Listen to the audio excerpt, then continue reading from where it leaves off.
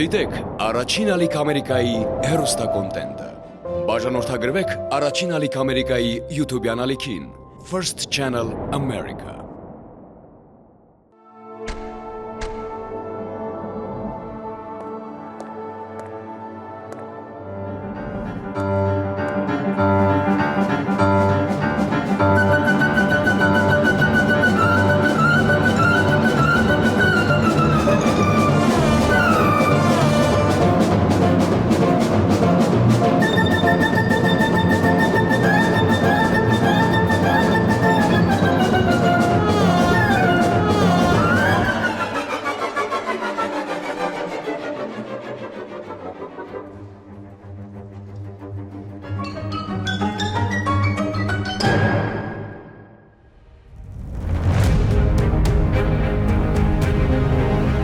Պատանի երաժիշտների դասական Եվրատեսիլի համերգային ծրագիրը գրեթե նույնն է եւ անփոփոխ յուրաքանչյուր տարի։ Բավական մեծ թիմ է աշխատելու այս ծրագրի վրա, որպեսզի այն հատվածը համերգի, որը ընդմիջում է, այսպես ասած, ժյուրին գնում է որոշելու հաղթողին, այդ հատվածում մոտ 40 րոպե մենք դիտելու ենք ամբողջությամբ հատուկ ծրագիր հենց դրսից օպերայի տանիքից։ Եվ մեր ծրագրի կարևոր ու շատ գեղեցիկ մի մասն է կազմում վայրկյան, որ 40 րոպե խորագիրը գրող ներկայացումը, որը կարելի է ասել շատ սիրուն մի ճանապարհորդություն է օպերա եւ բալետի թատրոնի շենքի տարածքով։ Այն հեռուստադիտողին ներկայացնում է շենքի պատմությունը, ճարտարապետության գաղտնիքները, առհասարակ շենքի թաքնված անկյունները։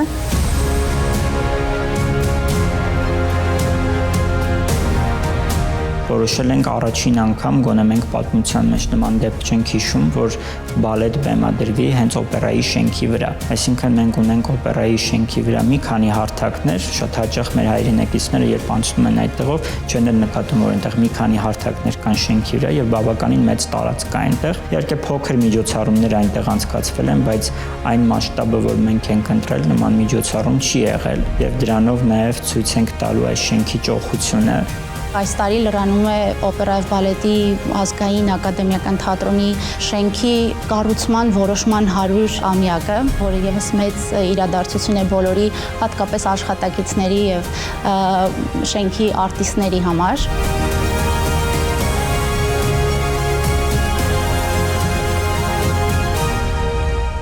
Այս ներկայացման ռեժիսորը Արամայիսն է Հայրապետյան, որը միացել է առաջին ալիքի թիմին, իր թիմի հետ միասին իրականացնելու այս շատ գեղեցիկ նախագիծը։ Ստացվա հանրային հեռուստաընկերության կողմից առաջարկ նկարանել 40 րոպեանոց բալետային ներկայացում, ինչպես նաև contemporary լուծումներով 40 րոպեանոց performance, այսպես ասեմ, արդեն սկսեցինք աշխատել գաղափարի շուրջ, ինչ պետք է ստեղծվի։ Գաղափարը ամբողջությամբ կառուցված է օպերայի ճարտարապետության, իր պատմության, մշակութային հատվածի մասին, այսինքն մեր աշխատանքային լեզվով ասած, օպերայի շենքի մասին տուր, որտեղ որ կտեսնենք իր թե ներքին կյանքը, թե արտաքին կյանքը։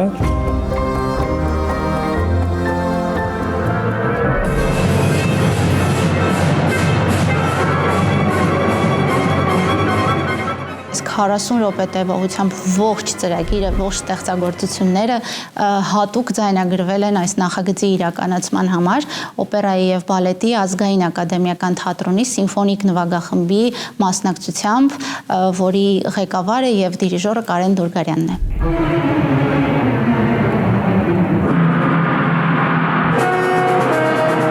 Ձայնագրության աշխատանքները սկսվել են եւ ես վստահ եմ, որ մեր սիրելի հանդիսատեսը ոչ միայն Հայաստանում, այլ եվրոպական երկրներում կկարողանան վայելել այն գեղեցիկ երաժշտությունը, որը մեզ թողել է Արամ Խաչատուրյանը։ Ամենակարևորը, որ շատ մեծ սիրով ենք դա անում եւ բոլոր երաժիշտները եւ իհարկե բալետի արտիստները մեծ ողջավորություն են ապրում, որովհետեւ մենք կարողանալու ենք ներկայացնել Հայաստանը, իսկ դա մեծ պատիվ է մեզ համար։ Այս ներկայացման ընթացքում հեռուստադիտողը հնարավորություն կունենա վայելելու Արամ Խաչատրյանի ամենասիրված եւ ամենահայտնի ստեղծագործությունները։ Արամ Խաչատրյանի հայտնի Ադաջիոն Սպարտակ բալետից գրեթե բոլոր աշխարհի նվագախմբերը նվագում են։ Մեր կարծիքով այս Ադաջիոն կլինի այն այցեքարտը այս միջոցառման, որով մենք ցանկանայինք ներկայանալ եւ մեր մեծանուն Վիլեն Գալստյանի բեմադրության այդ հատվածն ենք ցույց տալու։ Գայանե սյուիտից ենք ձայնագրություններ անում։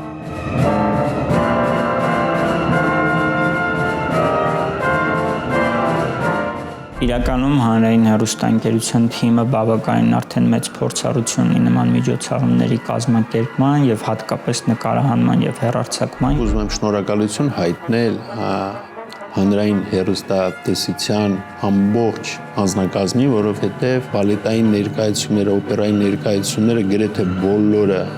հանրային հեռուստաընկերությունը նկարահանել է եւ ժամանակ առ ժամանակ ցույց է տալիս։ Սրանով մենք կարողանում ենք տեսնել ընդհանրապես այն քաղաքականությունը, որը վարում է հանրային հեռուստաընկերությունը եւ այն սերը դեպի դասական արվեստը, դեպի օպերայի եւ բալետի արվեստը, որը շատ կարեւոր է։ Եվ վստահ եմ, որ ընդհանրապես լավ քաղաքացի դաստիարակելու process-ը ճիշտ ուղղությամբ է գնում, որովհետև դասական երաժշտություն լսող, սիրող քաղաքացին է, որ կարող է պարկեշ լինել եւ լինել լավ մարդ։ Կարծում եմ, որ շատ մեծ եւ գունավոր շոու է սպասում մեզ եթերում, ինչու եմ ասում շոու, որովհետեւ մենք փորձել ենք նաեւ նման տարեր մտցնել այս ամեն ինչում եւ դա չլինի միայն դասական համեր։ Իհարկե դասականը լինելու է առաջին տեղում, բայց մենք փորձել ենք նաեւ այն հետաքրքիր դարձնել հեռուստադիտողին եւ դրանցից մեկը հենց ինտերվալ ակտն է, որը տեղի է ունենալու տանիքում։ Հա ինքը ոնց է կադրի մեջ առասարակ գործող կերպարները, ովքեր որ կադրում լինելու են որպես արտիստ, մոտավորապես 150 հոգի մարդ է ներգրաված ու տարբեր տեսարաններում մեկը իր առաքելությունն է ունենալու։ Տեսարան ունենք անգամ, որ մոտ 7-ից 8 րոպե երկու կերպարի վրա ամբողջ ջիմքը դրված լինելու։ Փորձել ենք այնց անենք, որ այդ 3 տանիքները իրար կարողանան կարել, որ ինքը ընդհանուր մի գիծ ունենա։ Սկսեցինք այդ տուրը գծել, թե ոնց պետքա տեսախցիկը անցնի տարբեր միջավայրերով, դրան զուգորդի բալետային ու contemporary պարային խորեոգրաֆան։ Այդ օրը բավականին հետաքրքիր համերգ է տեղի ունենալու։ Իհարկե հանրային հեռուստաընկերության համար եւ մեր թիմի համար միշտ դժվար է տարանջատել, երբ մենք ենք կազմակերպում եւ նկարահանում, թե այդտեղ մեր դերը որն է առաջնային, բայց կարծում եմ, որ պետք է այս դեպքում կիսենք, քանի որ մեզ համար ոչ միայն միջոցառման տեղի ունենալն է կարևոր եւ անցկացնել, այլև դրա եթերի հեռարձակումը, թե ինչպես է տեսնում հեռուստադիտողը։ Ամբողջ 40 րոպեվա ընթացքում կան մեկ կադրով շատ հատվածներ, 2 րոպեանոց, 3 րոպեանոց, ավելի կարճ ինչ-որ հատված, բայց մի հատ հատված ունենք, որտեղ տեսախցիկը մոտավորապես գնալու է 600 մետր տարածք ու նկարելու ենք մեկ կադրով, իր տևողությունը լինելու է 12 րոպե, թե հնարքային առումով, թե տեխնիկական, թե արտիստների առումով շատ բարդ տեսարան է, որտեղ տեսախցիկը երկար ճանապարհ հանձնելու տանիքից մինչև նկուղ պետքա նկարահանենք, անգամ այնտեղ ուզում ենք մեր օպերատորին պարանով իջացնել ներքև, որ 27 մետր ճանապարհ ունենալու իջնելու, իրանից բավականին բարդ կադր է լինելու։ Շատ կարևոր է, որ ոչ միայն Հայաստանի հեռուստադիտող, այլև այն երկրների, ովքեր որ հեռարձակելու են այս միջոցառումը, իրենք այդ ամբողջ ճոխությունը եւ այդ ամբողջ միջոցառման ճաշակը եւ այն ջանքը, որ ներդրվել է այս միջոցառման անցկացման վրա, իրենք տեսնեն եթերում եւ հուսով եմ ու ավելի շատ վստահ եմ, որ մեզ մոտ կստացվի դա։ Gravity Production-ը կարողացել է տես թիմ հավաքի, որ կարողանանք նման մասնագետների ներգրավենք։ Մեր համար էլ է մեծ ոնց փորձառություն այդ առումով, որպեսզի կարողանանք այդ ամեն ինչը ճիշտ ներկայացնենք։ Նպատակը այն է, որ հանդիսատեսին այդ 12 րոպեն, այսպես ասած, աշկը չթարթի, հա, կադրից մինչև վերջ ոնց որ լարված կարողանա նայի, կարծում եմ ինքը այդպես մշակութային լավ 40 րոպեանոց բեմադրություն ենք ունենալու։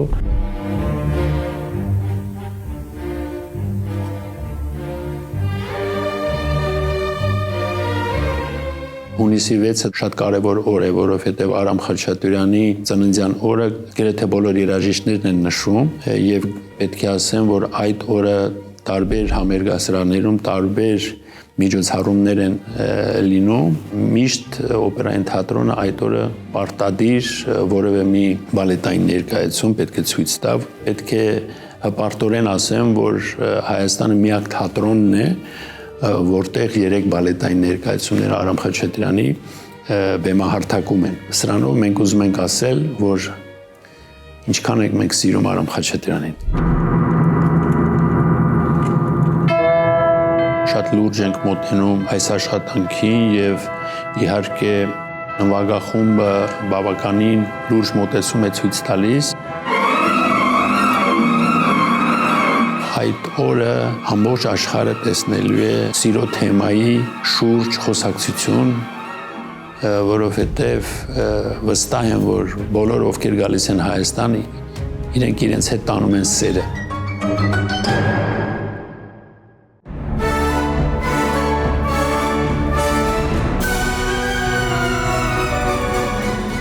Պատանի երաժիշտների դասական Եվրատեսիլին ընթരാճ, վերջերս Էլենի հետ միասին մեկնել էինք Վիեննա։ Մի քանի օր առաջ ես վերադարձել եմ Հայաստան, ես Վենայում էի, շատ տպավորված եմ մեր Վենա կատարած ուղևորությամբ։ Let's go.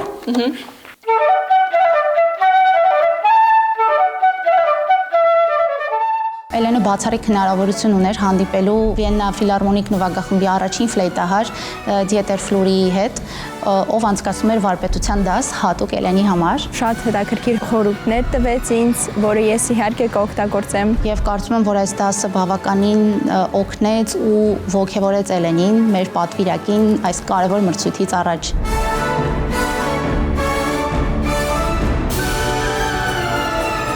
Այդ հանդիպման շրջանակում մեզ նաև հնարավորություն տրվեց այցելելու Music Feren ոսկե դահլիճ։ Այս դահլիճից տարիներ շարունակ առաջին ալիքի ուղիղ եթերում հեռարձակվել է Վիեննա ֆիլհարմոնիկ նվագախմբի ամանորյա հատուկ համերգները։ Շատ հուզված էի ու շատ ուրախ, որ կարողացա այնտեղ լինել։ Մինչև այդ տեսել էի այդ դահլիճը նկարներով,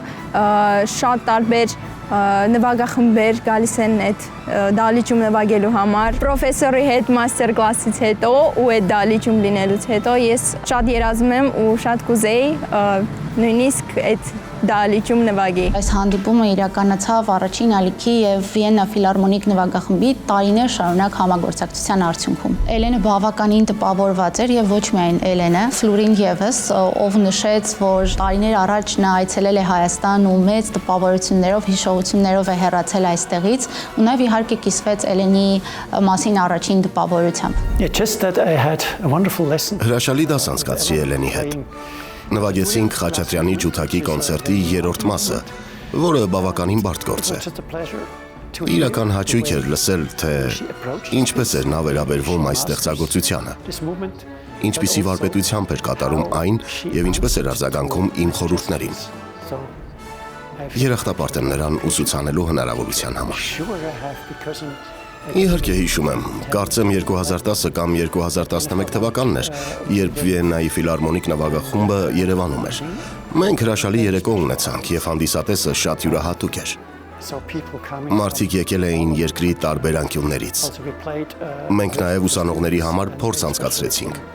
Նրանք հարյուրավոր կիլոմետրեր էին անցել միայն այդ փորձին ներկա գտնվելու համար։ Մենք բազմաթիվ ջերմ ու հրաշալի հանդիպումներ ունեցանք հայերի հետ։ Իհարկե հայ ժողովրդին եւ հատկապես Հայաստանի երիտասարդ երաժիշտներին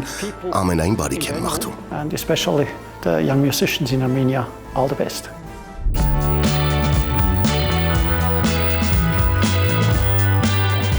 Բացի մաստեր կլասից ես նաև ունեի հնարավորություն, որ տեսնեի Եվրատեսիլը ու ես ունեի հնարավորություն backstage-ում լինեի, տեսնեի մեր խումբը, հայկական Սիմոնին տեսնեի, հաջողություն մաղթեի իրան։ Լինելով կուլիսներում ես տեսա ինչպես են պատրաստվում արտիստները, ինչ են իրանց ասում, որ ոգևորեն իրենց։ Դա ինձ շատ ոգևորել է, որ ես շատ վառ ելույթ ունենամ։ Իմ օրերը անցնում են ինձ, որ ես համ փորձում եմ վայելեմ մեր Երևանի եղանակը, շատ արևային եղանակը ու մեզ երաժիշտներին շատ օգնում է, որ մի քիչ գոնե հանգստանանք։ մի փորձից այն մյուս փորձին գնալու ժամանակ։ Շատ փորձեր ունեմ, հիմա արդեն սկսվելու են մեր նվագախմբի այդ փորձերը, սկսել եմ շատ պարապել, որովհետև մրցույթին մնաց արդեն շատ քիչ ժամանակ։